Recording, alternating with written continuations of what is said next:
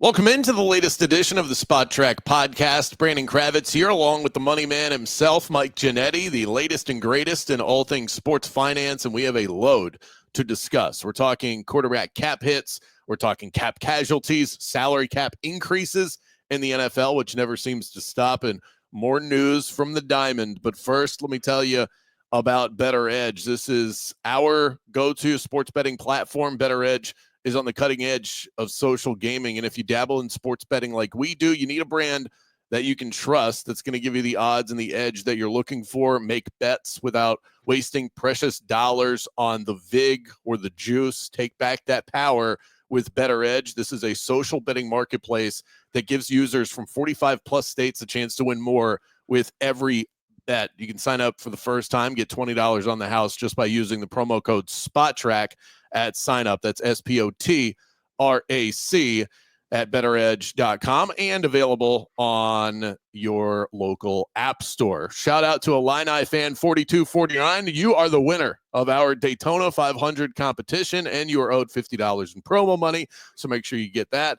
And congrats to us. Mike, we finished second and third. So maybe we were downplaying our overall amount of knowledge in this great sport.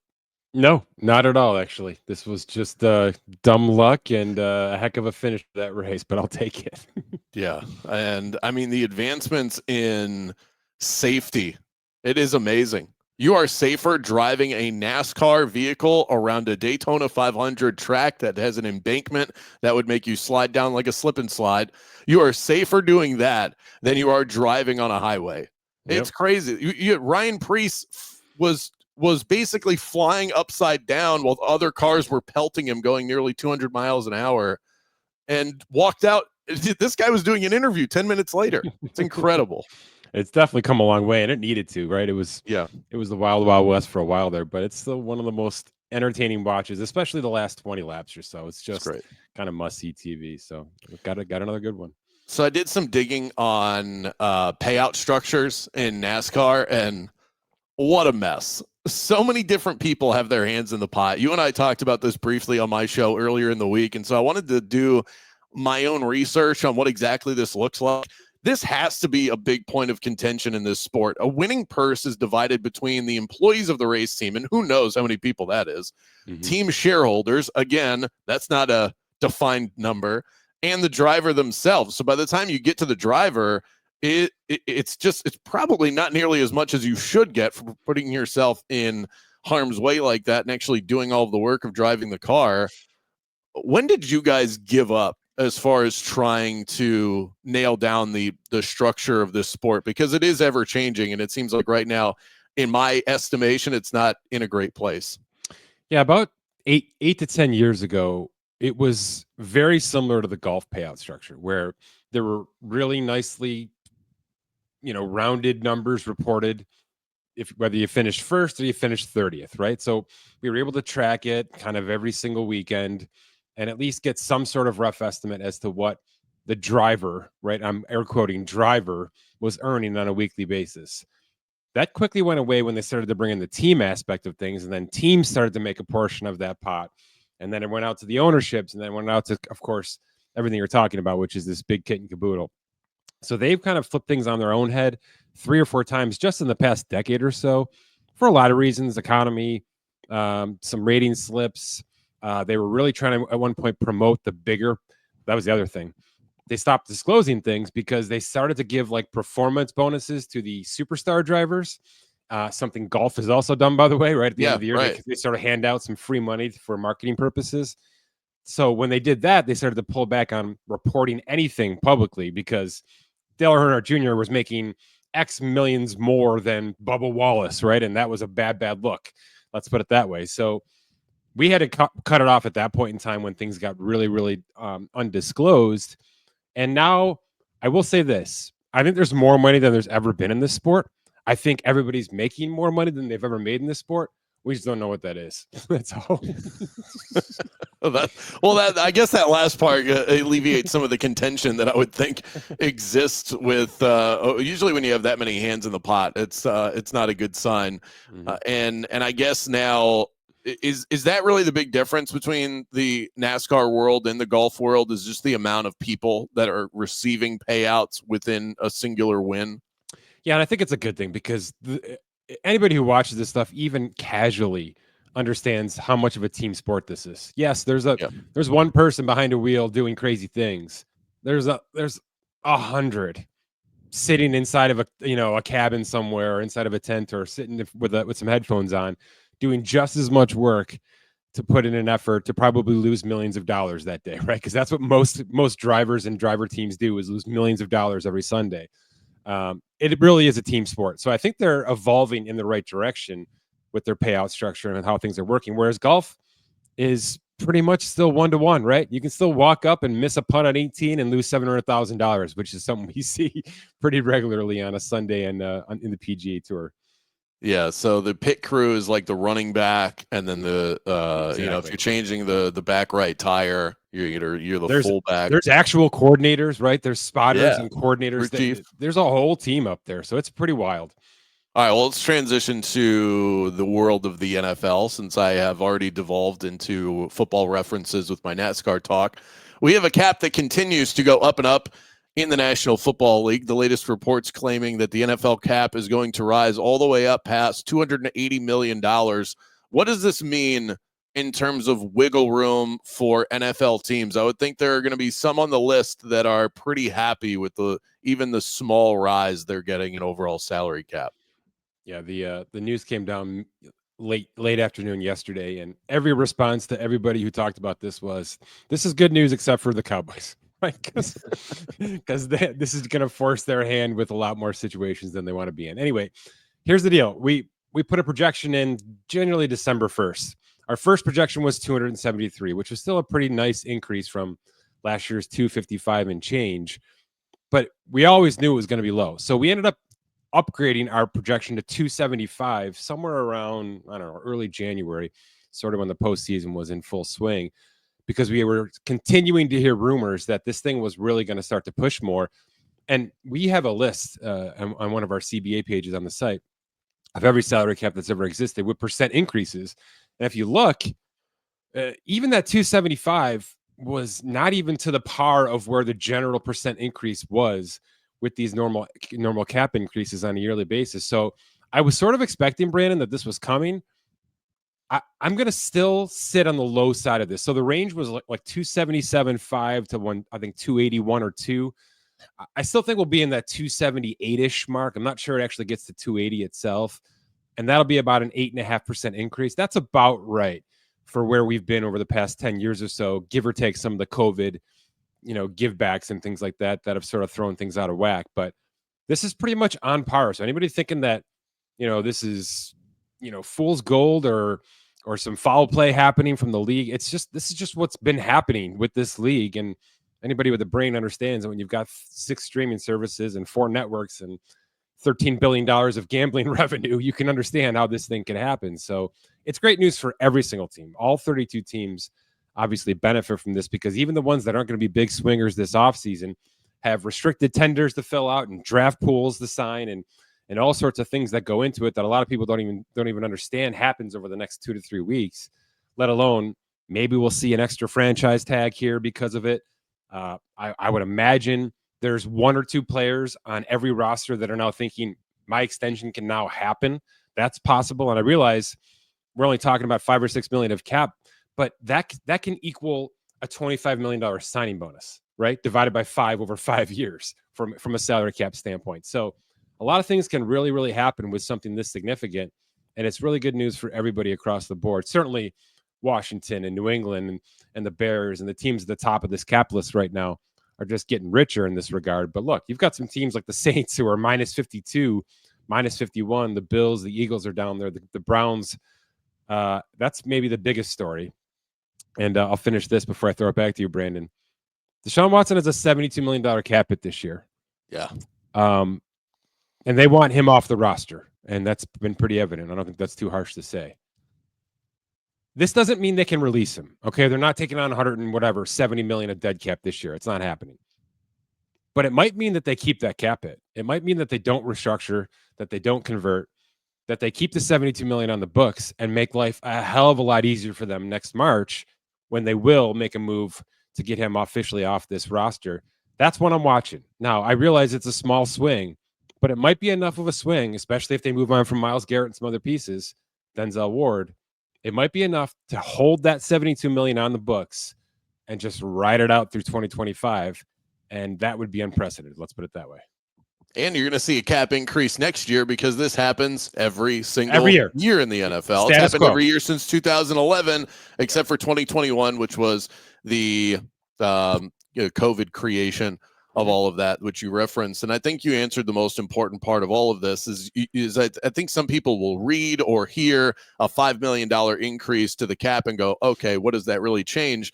It does seem like the significance of that $5 million is quite a lot for these teams. It means one extra player, if you want to frame it that way. And that one player might be the difference because of how much money they can get paid over several seasons. Let me put it this way. The number one overall pick in 2025, whoever that's going to be, I don't even think we know who that's going to be at this point in time, is going to carry a cap hit of, I'm doing it right now in my head, about $7.6 million. So you've almost paid off the number one pick with this cap increase, depending on where it falls into place. That's the kind of thing that can happen, right? Tennessee, if they make that pick, essentially has just been granted the ability from a cap perspective to pay off their number one pick for 2025. That's what it's happened. So it's small in the grand scheme of things. It's huge when it comes down to these nickel and dime transactions that have to happen. And we're going to get about 4 dozen of them over the next 2 weeks as we ramp up to March 12th here. And you mentioned some of the teams. I'm going to rattle off a couple. The Seahawks, Atlanta, the Buffalo Bills, Cleveland Browns, and you mentioned the Saints. I don't think anything could – you would need a massive cap increase to save the Saints. But do those teams fall into that bucket? Seattle, Atlanta, Buffalo, and Cleveland you already mentioned. Yeah, no question. And a lot of them have some pain coming, right? I mean, we're going to talk about some of the names here that I think might be trending towards some disastrous finish lines here. But, the Saints have a Derek Carr problem. The Falcons have a Kirk Cousins problem. The Miami Dolphins have about 6 or 7 contract problems, and they're all in the negatives right now. So, and we mentioned Deshaun Watson, of course. There's a little bit of relief here, right? One more thing. I think I mentioned last time on the show, I certainly mentioned it on Seattle radio last week, that Geno Smith is probably an extension candidate. And the reason being is, he's probably been good enough, and I don't think they can replace him easily enough in 2025 for anything to change. And the reason I made him a candidate, Brandon, is he carries a $44.5 million cap hit this year. And, there's some pieces that have to fall off this roster just for them to get cap compliant by March 12th. Maybe not anymore. All right. Maybe this is a situation where they take that $5 or $6 million extra that the league has granted them and say, Geno, we're good. Right, we're going to hold you right here. Maybe we convert $5 million of your bonus or something into the signing bonus, but we're going to hold this thing right where we are, let the contract expire, and deal with this in March of 2026. So there's some positives and some negatives to this, and one of those negatives might be Geno Smith not getting a contract this offseason because the Saints can now afford to hold serve. By the way, a sidebar question: is there an NFL market that doesn't bring you on for radio hits? Not really. No, I'm bouncing around all day today, all day tomorrow. I'm having fun with it. So I just I try to keep up as best as possible. It's incredible. When you start doing the math, do the math in your head. Mike Ginnetti's the go-to guy for this. So it makes sense. I host a radio show. I reach out to Mike for the exact same things. I'm not even in an NFL market. You got 32 NFL teams, and most of these interviews last about 10 minutes. All of a sudden, I think I might have to become your agent. I think we just need to get a per appearance fee for some of this stuff. I work for coffee. All right. Yeah. I mean, even that would help out. Let's talk about some big time cap hits that are going to hit the books as the new league year approaches. Dak Prescott at number 1, $89 million. I'll pause right there. Why in the world is it that high for Dak Prescott? Because it's not like he's not getting paid $89 million a year. So why does the cap hit rise to that level? Yeah, so we're still paying dues on the last contract that rolled over into this contract when they extended him last offseason. So that's sort of the going rate. That's what happens when, you continue to push things down the line a little bit. Eventually it's going to catch up with you. And guess what they're going to do this offseason? They're going to push more down the line. They're going to take that $47 million base salary and make it about $5 and make the additional $42 million a signing bonus and push it down into the 28s and 29s, and they'll be just fine with that. The problem is this, and we've seen it with a bunch of these quarterbacks now. They're not super pleased with 2024 Dak Prescott, of course. So you don't want to get yourself in a situation where you're burying $100 million of dead cap into 2 years from now, and he's not going to be the guy. And I think there's a lot of people out there that think that's exactly what happens here, is that over the course of this or maybe next offseason, they find his replacement via the draft. And then what, right? So they're going to have to kind of walk gingerly with how they treat this contract. But there's absolutely no way he walks into 2025 with an $89 million cap hit. I expect that to come down mightily over the next couple of weeks here.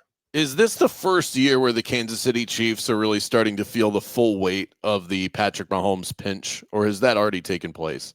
It's happened before, and they've been pretty smart with it. They've kind of gone every other offseason with how they've converted his salaries and his roster bonuses. Look, when you have a 15-year contract, I think it was a 12-year contract, you've got a lot of room to maneuver some things. And then they did that pot sweetener where they brought in about $50 million extra over the course of the next 3 seasons. So they've kind of done this damage to themselves a little bit here. I don't think they're worried one iota about it, right? So they're gonna take their lumps. They're gonna move some of that roster bonus this year into the next couple of seasons. And I think everybody, including Mahomes, is pretty comfortable with where things are through the next 2, probably 3 seasons. But I think, if they're back in the Super Bowl after 2026 again, look out, because that's when that's the line of demarcation, when he's just about to hit 32 years old. And we're at $75 million a year with the quarterback contracts. So look out for about March 2027 for the next big Patrick Mahomes situation. And that cap hit, by the way, is, I think I failed to mention the number, $66 million for Patrick Mahomes. He's worth every penny, too, despite the Super Bowl performance. How does the $49 million dead cap impact the Rams if they do indeed choose to move off of Matt Stafford? Because there's been a lot of rumors and rumblings out there that might happen. Does that limit their ability to replace him with another pricey veteran? No, they're pretty young across the board here. So they've got a lot of options, and there's some cap casualties. I think they will, in some capacity, move on from Cooper Kupp this offseason, which will help their cause a little bit here. Look, they can just outright cut Matthew Stafford and free up almost $300,000. So they're actually on the right side of this contract, kind of every way you slice it here, even with some of the guaranteed money for 2025 there still available. So I think the best case scenario is just a renegotiation for 1 year. Throw some funny money into 2026, tack on a couple of void years if you have to make things all fit in. But I don't think that, the Giants rumors and some of the things we've heard, Darnold to the Rams, I don't think that's got too many legs right now, because quite frankly, Matthew Stafford played well enough in 2024 to sort of usurp all these other options, at least for one more season in 2025. You mentioned cap casualties. I know you're working on a piece over there at Spotrac.com. You care to give us a little tease into some of the guys that are going to be mentioned within that article? Yeah, I'm spending a lot of time on the Cousins situation, obviously, because that's going to be the Russell Wilson of 2025 to some degree. It's not going to be as sexy. It's not going to be as loud because, they already have his replacement, which is kind of boring, right? That's not fun. They're not going to just throw a guy to the curb and then have to figure something out. But if Atlanta ever saw that one coming immediately. Yeah, like 6 weeks after they signed him. Yeah. Right. So he's guaranteed $27.5 million. Everybody knows this. There's another 10 that locks on March 16th. They're going to make him a post 6-1 cut before that. So it's going to be $65 million of dead cap split over the next 2 seasons. It's gigantic. It's a huge waste. It's a $90 million investment for almost nothing out of Kirk Cousins. It's one of the all-time worst contracts in NFL history. However you want to say it, all of it's true. And Kirk Cousins will be one of those near minimum salary players somewhere, maybe Indianapolis, in 2025 when it's all said and done. Couple other names real quick, Brandon. Yeah, please. I'm going to tread lightly with this one, but this is an obvious one. Baltimore with Justin Tucker. That one's going to happen. It was going to happen, I think, either way. Certainly things have been expedited with all of his allegations. Here's the thing. I was going to say, I don't even know if that falls into the cap casualty bucket. It might be in a different category, but the reason I'm putting the reason I'm putting it here is he actually has more dead cap than cap right now. He's actually upside down. So They may have to make him a post 6-1 designation. I don't think they're going to go that route. It's only about 445,000 loss, but Baltimore is one of those teams that is aggressive, and they're going to be up against it right now with a couple of big extensions coming for Kyle Hamilton and maybe Derrick Henry again. So certainly Ronnie Stanley's in that conversation as well. So if they want to be aggressive, they're going to have to be smart with some of these situations. And none of this Tucker conversation that I'm talking about with dead cap and all that has to do with guaranteed salary, anything that can fall off or void because of his, I would imagine, pending suspensions, maybe banned from the league here. So he's going to hit the list. Certainly, I think he was going to be a cap casualty even without all this, is my point. But there's some funny finances that go along with this one that I'll make sure to note in this article when it's posted later today. Go ahead. You mentioned Derrick Henry. I was looking at his contract. He's got 1 year left, and that's interesting. That's going to be a bigger story than I think people realize, because I doubt he enters into the season. His base salary is $6 million with a 3.8 signing bonus. I don't see him playing on that after the season that he just put together. Right. Yeah, he's got about $7 million cash total after making 11 in 2024. He's got a bunch of incentives, obviously, that he can lock into this thing, but there's probably some sort of renegotiation happening here. I don't know if it's actually going to be a full extension. It would make sense to tack on one more year from a salary cap standpoint. Maybe beef up some of these incentives a little bit, because he certainly outkicked his coverage in 2024. But yeah, I'm with you. I don't think he plays even at 31 years old on $7 million cash alone from a base standpoint. So it makes reasonable sense that something gets done here over the next couple of weeks. Give me one more name before we move on to our next topic. The one I'm working on right now exclusively here is this Von Miller situation in Buffalo. Buffalo has about 11 extension candidates, one of them being Josh Allen, of course.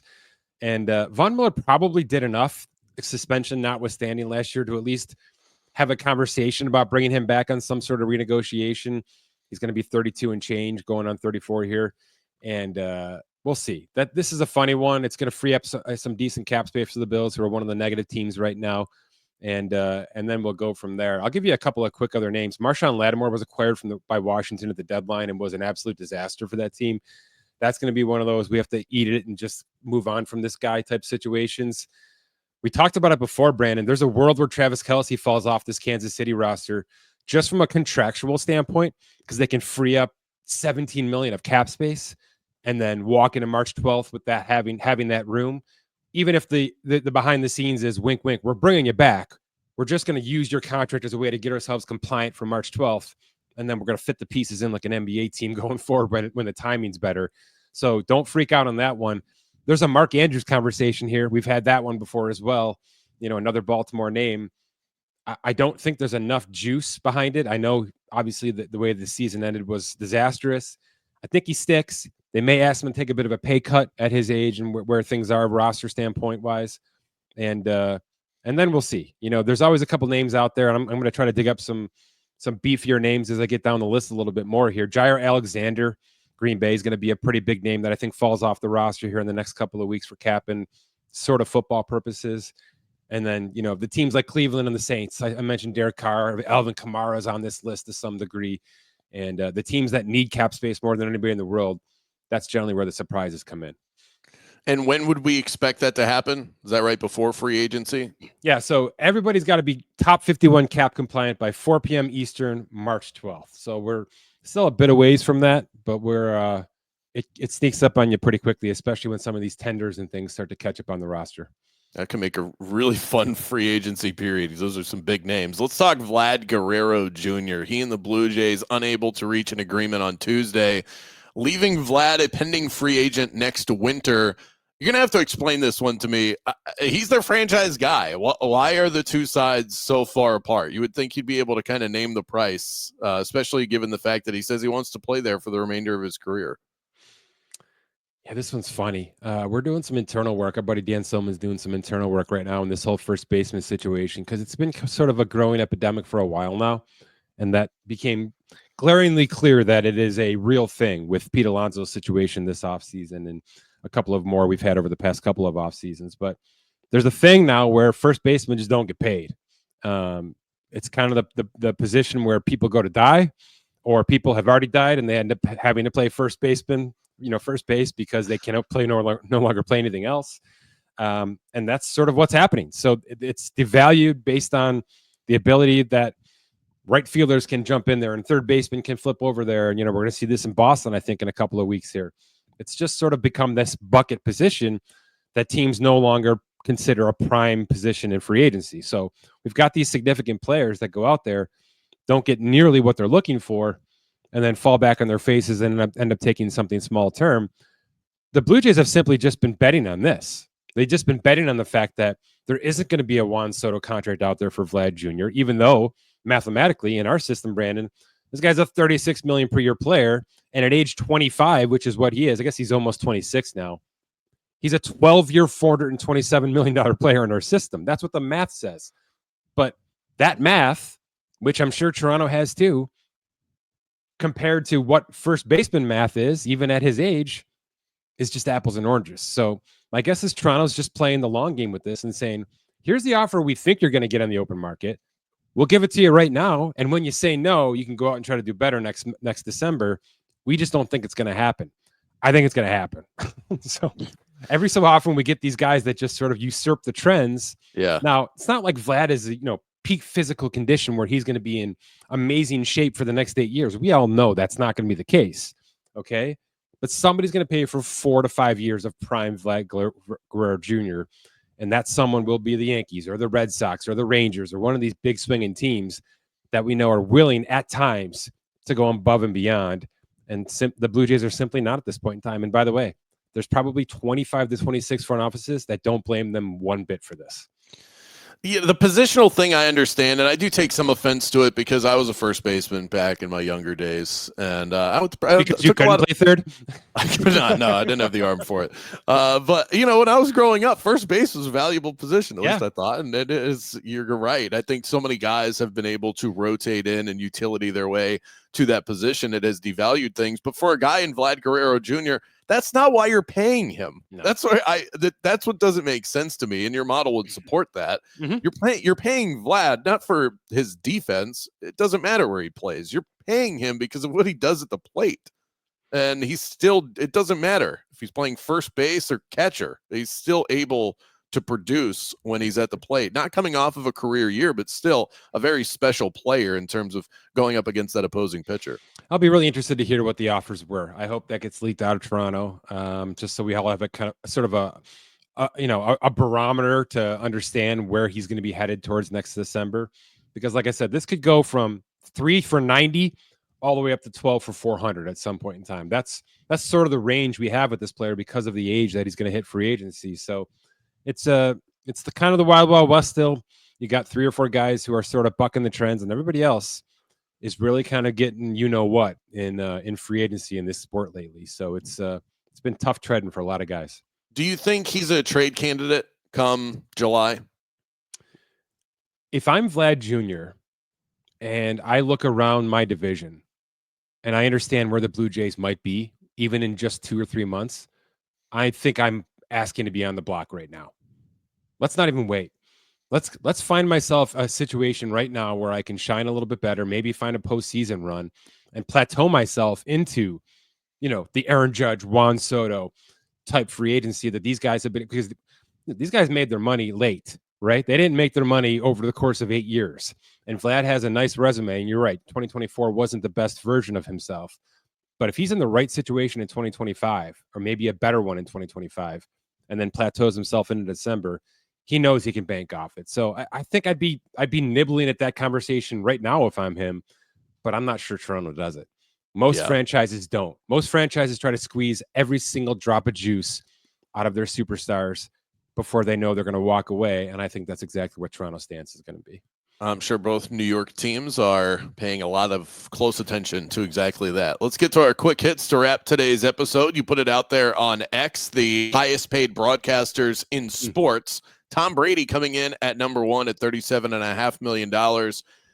And maybe it's him. Is there a name on this list that surprises you as far as their overall pay? I went down the entire article. I didn't see your name on there, Brandon, for the hosting. Just missed it. It was the close. Hosting that you were doing. Yeah, I didn't quite find you. I did a quick Control F. I couldn't find you. How deep did that list go? This was it. I'm a little surprised that Joe Buck's at 15 million. And I've never had a problem with Joe Buck. I'm a big baseball guy, so Joe Buck's in the baseball wheelhouse, right? But yeah, for sure. I was a little surprised that he was this high because most of these names are analysts, whether it's studio analysts, whether it's broadcast analysts. But the actual play-by-play guys themselves are always, a bunch of steps down the ladder from where the analysts are. And I'm not sure that's right, by the way. I feel like from a per word standpoint, that's completely backwards. But you don't get paid per word. No, I get it. I get it. But if that was the case, I would be on this list. But the collective of Troy Aikman and Joe Buck at what, 33 and change or whatever it is, 33 million a year, that's pretty darn good. And then the fact that Brady's making 4 million more than that on his own for a couple games a year with Fox is ridiculous. But nothing really surprised me. I'm glad to see the TNT guys are re-upping on pretty nice numbers here. Both Barkley and Shaq got themselves into the 15, 20 million plus range. Seems like they're all going to stick around for that TNT show going forward, even though it got traded to the ESPN in some crazy unprecedented move. But, Romo at 18, he's rounded right back into form for me. I'm fine with Romo. And McAfee is his own sort of entity in the ESPN world. So to have him on this list makes complete sense as well. But no, nothing really stood out to me. I don't know about you. Yeah, I mean, for the I think the guys that are opinionists being as highly ranked as they are in the overall list, I think is a good sign of where things are in the sports talk world, whether you're a McAfee guy or not, whether you're a Stephen A guy or not, and both of them receive fair amounts of criticism. I think that if you're in the field that I'm in, for sure, you should look at that and you should be very happy to see those numbers because not that it's a high bar, but Brady, Barkley, Aikman, Romo, Shaq, those guys are paid because of their names. The others that are on the list are paid because of the talents that they possess. And I think that is a positive sign for the industry. The Jacksonville Jaguars are on the brink of appointing a new general manager, and it's Ian Cunningham, the assistant GM of the Chicago Bears. So it looks like he's leading the race right now. Have the Jags waited too long to hire their GM? Because we do not have a long runway to get to free agency. I think they'll be okay. Yeah, it's a little too close for comfort here. There's no question about that. But I would hope that there's a lot of smart people inside that organization doing a lot of the work that has to get done and ramp themselves up for this March deadline and, whatever extensions and cap casualties that they have in mind from a team standpoint has already been conveyed to this set. I think expected now general manager coming in. My guess is they sort of use this as a way to understand what their offseason was going to look like, right? So the interview process was, okay, keep, cut, extend, right? Give me 3 names. And they just sort of made a list. No, I'm just saying, I think everybody's on the same page, understands what's happening here, but there's no question that this was not the plan. I think that's glaringly obvious. Yeah, they didn't want to move off of Balky, but they had to. No, there were a lot of people that expected Balky to be making these decisions, and he's just not anymore. And there's a void, there's a hole, there's a gap. Are they behind a little bit? No question. There's plenty of time for them to pick up the pieces here and get some things right. And by the way, one of those pieces will not be trading Trevor Lawrence this offseason. Let's just get that out there. Yeah, that's that made for a fun topic for 15 minutes. So we're back to head-to-head bets here. Last week we did the Daytona 500 competition. If I'm looking at the record, which I have for whatever reason been keeping track of here, we are knotted at 2 apiece. So we've got a rubber match here tonight over at Better Edge and a full slate of NBA action. Also, the tournament that you have made me aware of, and since it's all I see anywhere, is the Four Nations battle in the NHL, which has really taken the sports world by storm. That's also tonight. So I don't have a bet placed on anything yet. I thought maybe we would flush this out here. I want to go with the hockey game, but then one of us has to take Canada. So you're closer to Canada. Maybe you should be on Canada and I get the United States. But your thoughts on tonight's slate and what we go head-to-head on over at Better Edge. All right. Can we do a 2-pack? Yeah. You kidding me? What's better than one bet? 2. I like this. Okay. I'm willing to take Canada if you will also give me, I'm going to look at the NBA schedule quickly while we're live here. If you will also give me the Knicks over the Bulls. Yeah. Okay. So I'm giving you USA Chicago. You're a Lonzo fan. Let's go. I don't know about this one. Okay, I'll take it just because I really want I really want Team USA, and now this tournament that I was willfully or unwillfully. Did you watch?